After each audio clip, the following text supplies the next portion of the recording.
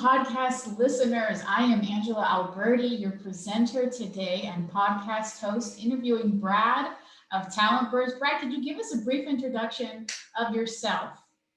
Sure. My name is Brad Talwar, and I'm founder and CEO at TalentBurst.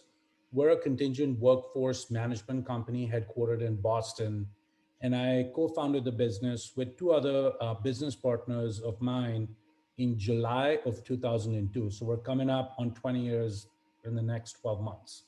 Wow, congratulations. I'm very excited to have the opportunity to host. Like I was letting you know before we press record, I've been following you guys for some time, and it is quite a milestone to hit 20 years. So congratulations to that. I think this is going to be the episode that we can focus on for all of those people out there that are interested on what the flexible workforce is made up on, that are interested on what the future of work can do for us, and that are interested on what's happening and how we're impacted by this process every single day.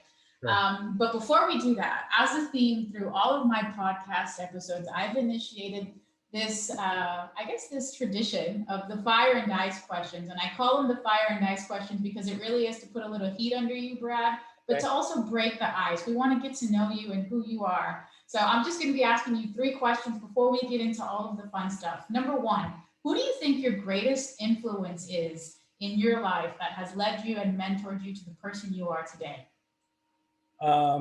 Well, I have to say it's actually 2 people. And one is my mom and one is my wife. And I think together they've played a very crucial role in crafting who I am. My mom gave me, my work ethic as well as my drive. And my wife really kept me focused and kept me going through some of the toughest times that we as a family went through when I'd initially started the business. And even today, she keeps me really honest. And, we just went through a pandemic. And as you can imagine, being a business owner, I forced many challenges, March, April of last year, including basically walking around like a zombie for like 2 weeks in our house and not sleeping at night. And she really just, kept me focused and kept me upbeat and, got me through some of the toughest times. Wow, that's goosebumps. I love that, Brad, and I think the whole audience can relate to some of the figures that we've had similar to that, myself included. All right, so what do you think is one of the most interesting facts about you that most people probably would not associate with Brad Talwar? Oh, that's an interesting question. Well, no one would know, but when I was growing up, I was actually in boarding school. And my grandfather and father and we had a shared interest for stamps. And I actually have a fairly sizable mint stamp collection. Wow. Yeah, I think we've got now it's just my dad and I, but I think between the 2 of us, we've probably got a mint collection of over 9,000 stamps. That's awesome. That's awesome. It's a very classy collection hobby to have. I think I'd be super surprised if you were like, I'm a collector of Pokemon cards. No, definitely not. That's my son, I think. Yeah, absolutely. All right. So if you were the CEO and co-founder at TalentBurst right now, where do you think your life would be headed, outside of the career that you've grown up in? What do you think you'd be doing? If I wasn't, right? If you weren't, correct. Well, here's a little known fact. I grew up in India, and essentially when you're growing up in India, your parents give you 3 tracks. Either you be a doctor, or you be an engineer, or you're in technology, which back then was engineering because computers weren't really around in the early 90s, late 80s when I was going through high school. So I was kind of a failure because I didn't hit any of those. I ended up actually choosing accounting. And my first job was with KPMG on a track for which, if I'd stayed with it today, I would have been a CPA. So if I wasn't the CEO of TalentBurst, I would probably have been filing taxes for someone. Wow, that's interesting. And that's so true. I mean, from a cultural perspective, I think Americans are very much heightened to focus on the liberal arts and the artistic side, whereas we do see, within the Indian community, they're very much participants of the STEM industry as a whole. So it's interesting that you chose accounting. But Little known fact, you've survived the round of fire and dice questions. Congratulations, Brad. We Well, can now thank move you. on to the fun stuff. Alrighty, so just before we go into the questions, give me an idea of how you've landed into the position that you are. Where did I mean, you let us know that you started with KPMG, but eventually you found Yeah, some way into staffing and started the yeah. TalentBurst. Can you tell us about that? Yeah, so I'll give you the story of how I ended up in staffing. So I worked at KPMG for 6 months after I graduated college on the CPA track that I'd mentioned. And 4 months into it, my cousin, who lived at the time in San Jose, California, essentially called me up and said, listen, I'm starting a business, and I feel that if you came and worked with me and helped me get this, company off the ground, you could actually essentially be, let's just say, the CFO of a startup company where, you would manage payroll, accounting, operations, et cetera. And I think, the dot-com Silicon Valley story was just getting going in the Bay Area in mid 1996. And, I found it very appealing. And frankly, I was kind of, unhappy with, what I was doing as a CPA. That just was Yeah. not an exciting track for me. It was really boring.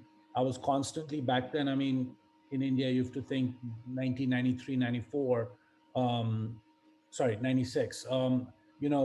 Computers weren't what they are today. They were very basic. Yeah. Most of the work was done in like literal paper spreadsheets and, huge reams of paper. And it was just not something I wanted to do. So literally the week after my 21st birthday, I hopped a flight to California, and I started working with him, and the company that we co-founded together was people.com. Okay. That company eventually got acquired by TMP Worldwide in December of 2000. And TMP Worldwide at the time was the parent company for Monster.com. So they were publicly traded, but Wow. 90% of the market cap at the time, which was substantial, came from the Monster.com brand. Right. But they also had acquired 17 different businesses to form a staffing group. And I think they'd spent like over $1 billion doing this. So our company, people.com, was acquired into TMP Worldwide. And I stayed there through essentially July of 2002, at which point, we had completed all our contractual obligations. We'd been through a downturn with the whole, dot-com crash scenario. We'd stabilized the business. And then I exited at that time. Um, and my two business partners, they also worked with me at people.com. And one is still my cousin, and the second is a friend of mine from high school who I had recruited into the business in operations back then. And we kind of, the three of us, decided that we wanted to recreate another people.com, and that's how TalentBurst was born. Wow. An interesting ride. So you've gone through many changes. It was the dot-com bust, the recession of 2008, and now the pandemic. Yes. What do you think is distinctive, and at least from a business owner perspective, what was distinctive about the pandemic that you didn't really experience before in the past? Yeah. It's so funny that the pandemic was just so unexpected. And a friend of mine kind of aptly called it a black swan event, where it just came out of left field. No one expected it, no one saw it coming, and it just hit us with amazing speed and impact. Mhm. And that was very different than the euphoria of the dot-com or the financial crisis. We all saw what was happening with the dot-com. I mean, companies that were basically getting valuations purely on eyeballs or click-throughs or whatever back in 2000, were bound to fail. And similarly, you had the subprime crisis where you didn't even need to give your social security number and you could get a mortgage and go buy like 10 houses or something crazy like that. So those kind of made sense, knowing that those were failures in the economy and failures in the economic system. But a pandemic, I think the last time there was a pandemic was maybe the Spanish flu like 100 years ago, or That's something like right. that. I don't even know because I wasn't around. So I don't even know. But, at least there hasn't been a pandemic in my parents' generation. And now, I'm in my mid 40s and boom, you know, end of Feb of last year, we were actually at our highest point in terms of a revenue run rate for 2020. And then by end of March, we were actually 40% below end of Wow. Feb. So our revenues dipped 40% in 4 weeks. Goodness. And So that's when you became a zombie, I was a basically. zombie during that time frame. And one of our customers, they're the number one global rideshare company. Their business was basically shut down because globally, no one Just was, tanked. yeah, no Yeah. one was hopping into, rides from drivers. It's an app-based company, and that was our number one customer at the time, and it really impacted us badly. But today we're in a very strong position financially as far as a company goes, as well as with our customers. And over the past 12 months, we were able to replace the impact of that customer by growing revenue through other companies and adding new customers and kind of filling that void. That's great. And what a comeback story after 40% revenue loss in 4 weeks. Gosh, Yeah. I can't even imagine what that must have been like to go through. But just so that we can take it back, it looks like the economy is up and things are pointing towards the right directions. And Yes. we're embarking on what could be one of the greatest rehire years. The Great Rehire is Yeah. what I've heard it coined as. Um, how do you think executives should pay attention to this flexible workforce? And maybe it's really defining what the flexible workforce is and the benefits that companies have in utilizing the flexible workforce. Yeah, for sure. So, firstly, the way we work has totally changed. Clearly, the entire economy has been remote for 12 months, or mostly Yeah. remote. And frankly, there's no need to work in an office, which Yeah. meant that locationally, it's opened, every single job is now locationally open and not restricted by commute distance. And secondly, what we've also seen, one of our business lines is global payroll, and we've seen increasing requests to hire people outside the US that can do the exact same job that someone working in, Metro Houston or Metro Boston area would do. And Mhm. so that's totally changed the game, because at this point, all anyone needs really is a laptop and Zoom, and boom, Yeah. And a good Wi-Fi. and a good Wi-Fi for sure. But outside of that, the other dramatic shift that we saw was, there's been tremendous investment in healthcare and life sciences, and people have found newfound respect for what researchers in life sciences companies, pharmaceutical companies, and just healthcare companies do in general. And we feel that, or at least our prediction, as in TalentBurst management team's prediction, is that the next 10 years, the growth is going to be primarily in life sciences and healthcare. So, earlier this year, we actually spun out our life sciences division from our core staffing division, and we separated out life sciences, which included pharma, healthcare, and drug discovery, and medical device manufacturing customers that we had, from our technology, engineering, financial services customers, because those were all kind of blended all in one. And now we've created two separate divisions for staffing. And the life sciences and healthcare business grew over 100% over the past 12 months for us. Goodness. Wow. Yeah. Wow. So, And it just speaks to having that agility, that yeah, flexibility, that involvement in your business model to respond to at least what we think the direction the market is going to be in. sure. For sure. Interesting. So here's a more general question. And I love asking thought leaders this question, especially the ones that are in our geeky space of contingent work. But how would you define what the contingent workforce is for somebody that's completely outside of our industry, and Yeah. simplifying that definition? Yeah. So I think, the way the contingent workforce now, let's just say if I had a crystal ball through 2030, which is essentially this decade, is Right. primarily going to be ruled by people sitting on a laptop with a strong Wi-Fi and Zoom. Mhm. And also people really, previously it used to be the employer really had the power over the worker over the past 20, 30, 40, 50 years, right? And if you've seen Mad Men, you kind of know what I'm talking about. but, Yes. but today when you've got platforms like Upwork and Fiverr, um, Mhm. and what we support with some of the app-based customers that we have, and we've got several app-based customers. It's a very flexible workforce, and frankly people can do multiple jobs at the same time. They don't necessarily need to just be doing graphic design or marketing or something. They can drive an Uber, they can work for Instacart, they can pick up service calls on Field Nation. There's so many different opportunities that have opened up for them, that the work week is now not just Monday to Friday 9 to 5.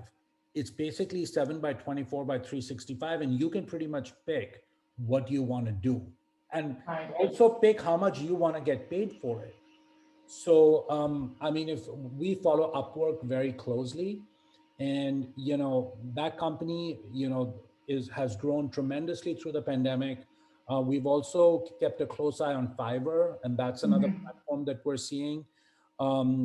We also have seen a couple of other light industrial type platforms which are app based, such as True Blue has, I think it's called People Ready or something.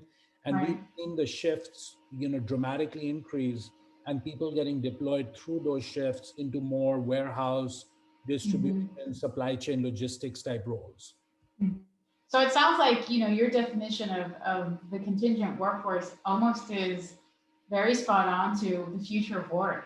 It's Yeah, that globalization, it's yeah, that remote work setting, it's the fact that every single worker never has had more access to different forms of work right. and work fulfillment than they do now. And that's going to completely change the Yeah, relationship that we've had with employer versus employee yes. for the generations ahead, and that's fantastic. So here's my next question. When it comes to these mega conglomerate tech companies, the Ubers, the Indeeds, all of these companies that have once been very much tech oriented and now shifting into the staffing space or perhaps implementing a W-2 model. What's your opinion on that? And what do you think are some preparations that you would give to a company that's looking to implement some sort of presence in that space? Yeah. So, if we look at a couple of different companies in our rearview mirror, and that'll tell you Mhm. exactly where I'm going with this. If you look at Walmart, and if you Mhm. look at, let's just say, Sears and Kmart's, Right. they went a very different route, even though they were in the exact same industry. And Yes. the key to the success of Walmart has been always a very forward-thinking, innovative management team. And if you look at the big tech today, as long as they continue to innovate and put their customer at the center of their business, they're going to continue to succeed.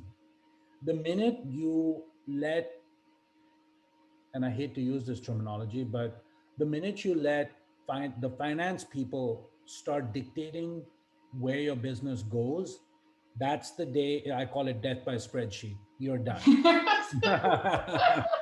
So, I'm stealing that one. so, you really need to focus on the customer, where they're going, and always be nimble to figure out what the next emerging trend is. 5 years ago, I would never have thought that, we would essentially go to an economy where majority of the people would be working remote, because I was looking at some stats coming into the pandemic. Only 9% of all open jobs were open for remote. And over Wow. the past 12 months, I think that number actually ticked up in the 40 to 50% range. So you Yeah. can see the dramatic shift and the transformation that happened so quickly and in such a compressed time frame. Yeah. And that's such an interesting point that you made because there are so many more companies that are going to be open to remote. Yeah. And from from a capacity standpoint, you're an HR department that now has to be able to act as an employer in Wyoming or know what's going on in California and properly be compliant. So what's some advice that you'd give to companies that are really looking to scale and offer remote work, even across the nation or even across the globe? And how do they do that successfully, compliant, and statutorily okay? Yeah, so it's kind of interesting because one of our fastest growing business line is the employer of record, which is essentially the W-2 payroll business that we're in. And what we're seeing is that companies are really adopting the remote work from home scenario and are jumping onto our platform in growing numbers. Previously, I'll give you an example. 10 years ago, we would get requests that, hey, we want to transition between 20 to 40 workers over onto your platform. Can you please payroll, 20 or 40 workers? At this time, I'm getting requests of 10,000, sorry, up to 10,000 and as little as 1,000 workers. I got a request yesterday that, hey, we've got 1,000 workforce population. Would you be willing to put these people on your payroll? Absolutely. And I feel like this transformation has been very, very quick. And the corporate leadership is, saying, okay, we know that we're not specialists in managing payroll, benefits, workers' comp insurance, employee liability and stuff like that. So how about we find specialist companies such as, a TalentBurst that's an EOR and an AOR and a global payroller all combined in one, which is essentially an employment platform. And let's just hop onto this platform because once we're on this platform, we can also access staffing from them. Right, absolutely. So in the simplest form, outsourcing the petty and the liability when it comes to globalizing or even nationalizing the concept of open to remote. Now, let's go. You said agent of record, and that's commonly what we would associate to the non-W-2 category. There's a lot that's happening in this space right now, and we know that this is going to be a foreseeable path of potential change.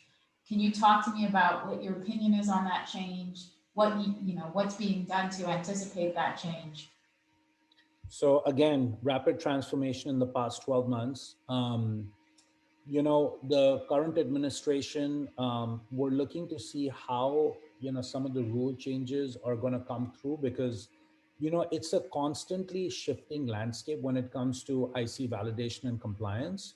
And, by the time one administration gets situated and rolls out, a new set of rules and we get trained on it and start implementing them, there's another set of new changes and rules that are implemented.